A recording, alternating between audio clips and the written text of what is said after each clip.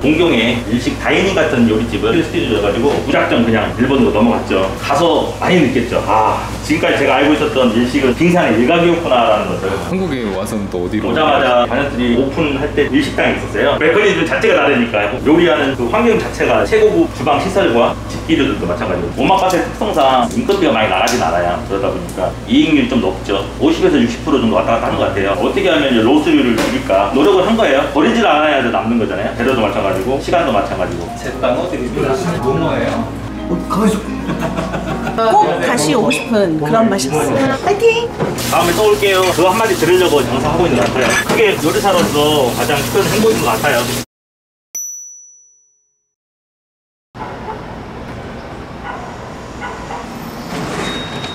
안녕하세요. 안녕하세요. 오늘 촬영하시는 사장님 예, 맞으세요? 안녕하세요. 지금 8시 정도 됐는데 바로 출근하시는 거예요? 아무래도 생선을 다루다 보니까 오전에 출근하고 있습니다. 생선 다룬다고 하셨는데 어떤 거 하시는 분이세요? 오마카세 초밥집이에요. 매장까지는 어떻게 이동하세요? 오늘 같은 경우는 차로 이동할 것 같고요. 보통은 이제 오토바이로 제가 사장님께서 장사한 지는 어느 정도 되신 거예요? 좀 됐어요. 11년 차거든요. 오. 현재 3년 전부터는 오마카세 한참 한국의 유행이었잖아요. 저도 유행에 맞춰가지고 하게 됐습니다.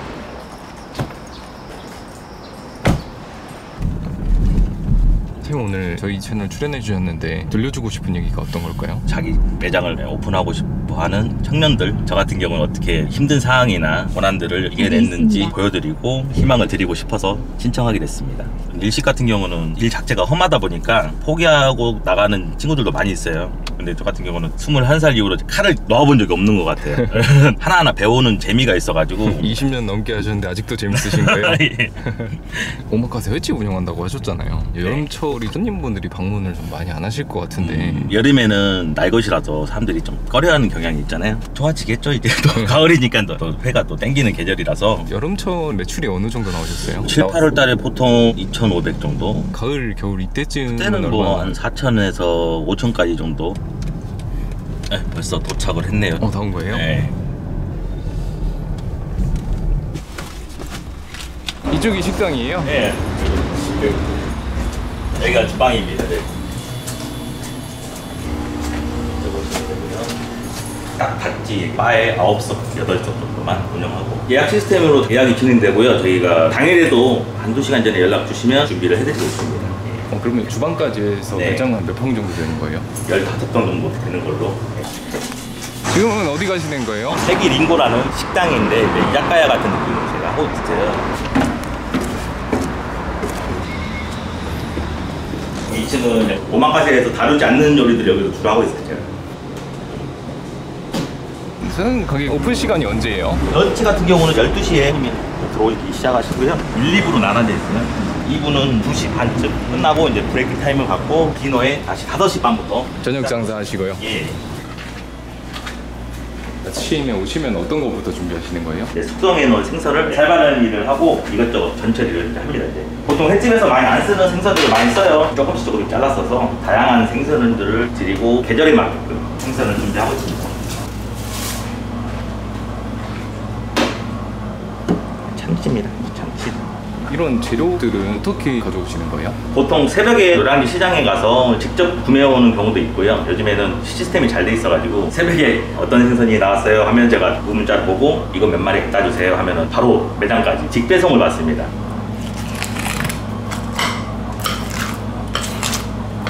일단 이렇게 뼈만 빼놓으시는 거예요? 네, 이제 뼈 같은 경우는 미소시루라고 하는 한국에 쓰고 있고요.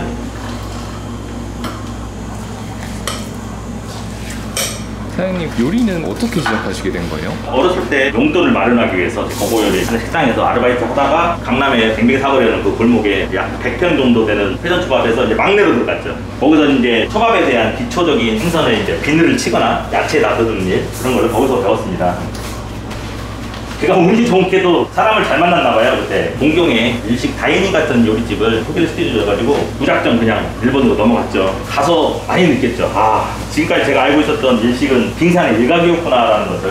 근데 제 인생에서는 제일 힘든 기억이었어요. 우리나라 같은 경우는 인권이라는 게 있어서 실제로 뭐 욕설이나 뭐 구타나 뭐 그런 거 없잖아요. 일본 같은 경우는 아직 그 잔해가 남았더라고요. 충격이었는데 머리를 막 이렇게 때리더라고요. 일하고 있는데 머리를 때려요, 뒤에서. 본받을 점도 물론 많았습니다. 사장님께서 얻어오신 거는 어떤 게 있을까요? 우리보다는 어찌됐건 발전된 시스템이었어요. 식자재 관리라든지 서비스 마인드 그리고 유통 과정들이 충격적으로 잘 돼 있었습니다. 혹시 사장님께서는 이런 일식을 안 했다고 하면은 어떤 일을 하고 계셨을 것 같아요? 원래 꿈은 여행 가이드 같은 거 있잖아요. 그쪽에 관심이 있어서 그쪽 길로 갔을 것 같아요. 제 생각에는. 여행 그렇게 좋아하시는데 자영업 하시면은 여행 다닐 시간 없지 않으세요? 애기들이 아직 어려서 집에 있는 건 답답해 하니까 가평이나 양평이나 뭐 이런데 무조건 나가요 저희는. 가족들끼리 이렇게 다녀오시는 거예요? 네, 가족밖에 없어요 저는. 제가 애기를 처음 낳고 한 달 만에 어린이집을 보냈어요. 한 달이라는 게 태어난 지 한 달 만에. 생후 한 달이요? 네, 한 달 만에 어린이집을 보냈어요. 지금 생각해보면 너무 미안하죠. 첫 스타트를 와이프랑 같이 했습니다. 가슴이 아팠죠. 매일 장사하면서도 이렇게까지 내가 장사를 해야 되나. 그래서 이번에 둘째 때는 와이프로 일을 쉬게 했어요. 아이를 쉬고 이제 전담으로 육아를 하게끔. 그래서 어떤 거 뿌리시는 거예요? 생선이 숙성을 해놓고 나면 몸속에 물이 남아있어가지고 소금을 뿌리면 삼투압으로 물이 나오죠. 네. 사장님 이렇게 좀 재료 준비를 점심 전까지 계속 하시는 거예요? 한 2시간에서 한 3시간 정도 보통 재료를 오전에 손질하고요. 안녕. 네, 우리 직원이고요. 메인 셰프입니다. 네. 이런 생선들 볼 때 손도 좋은 거? 이런 걸 구분할 수 있는 방법은 어떤 거예요? 기본적으로 껍질의 색깔을 봅니다. 광이 나죠. 광이 나고 눈이 좀 선명해야 돼요. 눈이 흐리멍텅해지면 선도가 좀 떨어지고 있다는 증거거든요. 이거 어떤 거예요? 보통 생선을 숙성하는 과정에서 소부지배라고 다시마로 생선을 절입니다. 다시마의 감칠맛이 생선에 배거든요. 그러면 감칠맛이 배가 되죠. 대부분 준비하시는 시간이 손질하시는 네, 거예요? 맞습니다. 저희 하는 일이 그거예요. 이 절이는 시간도 체크를 해야 되고 간단해 보이는데 10분, 20분 차이가 엄청 커지거든요. 그래서 초밥 요리가 약간 어렵다고 생각해요. 일본에서 있다가 돌아오셨잖아요. 네. 그 한국에 와서는 또 어디로? 오자마자 가족들이 오픈할 때 일식당이 있었어요. 거기도 막내로 들어갔죠. 호텔은 일반적인 이런 식당이랑은 다른 완전 분위기잖아요. 또 메커니즘 자체가 다르니까 기업이죠, 기업. 어떻게 보면 저한테는 첫 회사원 같은 느낌? 뭐 보고하는 시스템도 달랐고 요리하는 그 환경 자체가 최고급 주방 시설과 집기류들도 마찬가지고 나름 요리사로서 좀 뿌듯하긴 했어요. 또 아무나 일할 수가 없는 데잖아요.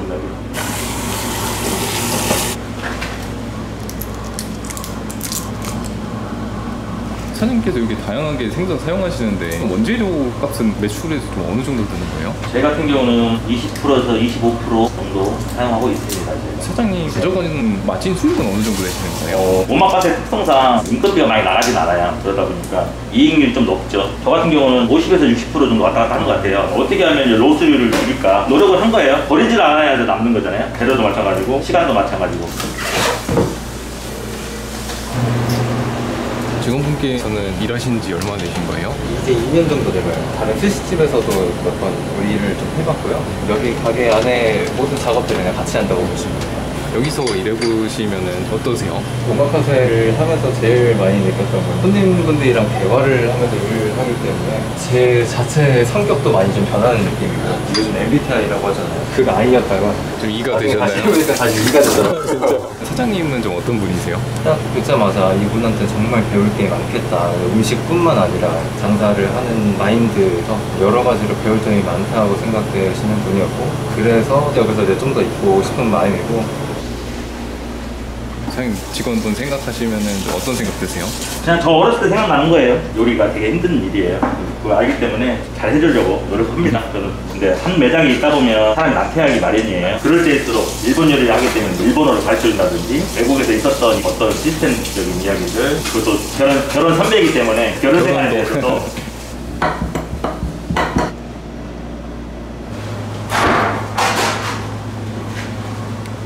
사장님 장사 시작하실 때 창업 비용은 얼마 정도 드셨던 거예요? 다 해서 그냥 한 3천 정도 들었던 것 같아요. 그때 결혼한 직후여서 돈이 10원도 없어가지고 이 금융권에서 대출을 받았어요. 한 2천만 원 받았던 것 같아요. 기억에. 경제적인 건 비교가 되나요? 처음 하셨을 때랑?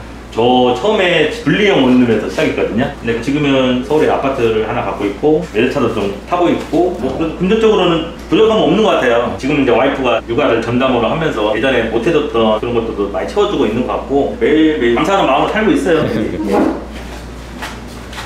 바로 준비하시는 거예요? 손님 오시기 20분 전이라서 마지막으로 점검을 하고 영업 전에 환기를 좀 시켜요. 아무래도 생선을 다루다 보니까 비린내가 좀 날 수도 있고 환기를 시키면서 향초를 좀 피워놓습니다.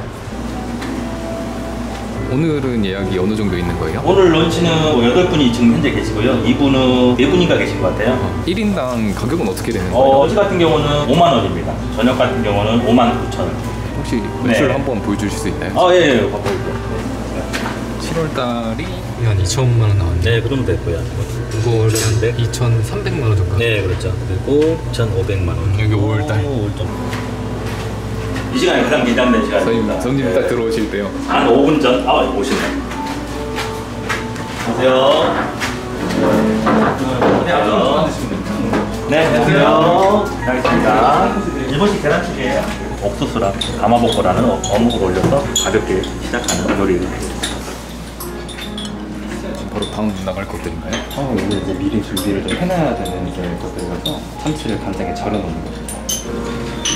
알겠습니다. 옆에 가지 된장구이랑 장울 토마토 반초물에 절인 겁니다. 새콤달콤하니까요. 가장 마지막에 입가심으로 드시면 좋습니다. 다시 바로 3일 동안 숙성한 참돔이에요. 안에 마사리도 다 들어가 있고요. 간장도 다 발라서 드립니다. 그대로 드시면 돼요.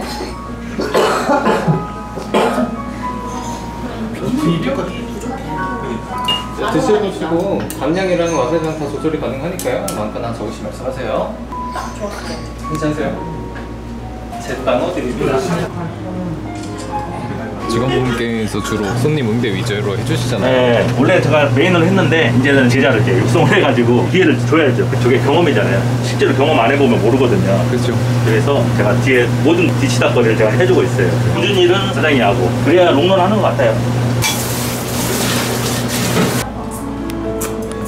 지금은 어떤 메뉴 나가는 거예요? 아까 간장에 절였던 참치예요. 아카미 집게라고 합니다. 간장에 절인 참치 속살입니다. 안에 김도 같이 들어가 있어요. 색깔도 좀 특이하네요. 저희는 이제 흰 셀밥에다가 식초로 간을 따로 해요. 이번에 적초라고 해서 빨간색 식초를 씁니다. 색깔이 약간 이렇게 갈색빛이 좀 돌아요. 그러니까 이런 밥 하나하나에도 좀 신경도 쓰시는 거네요. 사실상 초밥에서는 밥이 제일 중요해요. 그러니까 연구 같은 것도 계속 하시는 거네요. 그렇죠. 네. 안에 유자 제스트가 좀 들어가 있어요. 한식입니다. 들어가 있어요. 초밥 드셔보셨는데 맛이 어때요? 바로바로 해서 먹으니까 조금 더 맛있어요. 그래서 구경하는 데는 쏠쏠한 것 같아요. 아까 그거 되게 좋았는데 제가 간장을 콕 집어달래니까 제가 콕 집어주셨거든요. 그거 해달라고 바로바로 얘기하니까 그런 것도 좋은 것 같아요. 그러니까 오마카세인가 봐요. 홍새우예요. 그러면 그거 처음 먹어봐. 진짜 크네. 가만있어. 와, 근데 고등어회를 먹어보네. 고등어라고 하시는데 고등어 맞나요? 아니 고등어 맞습니다. 심해사바라고 식초에 절인 거예요. 식초로 숙성을 하면 먹는다고도 더 오래가고 맛도 더 좋아집니다.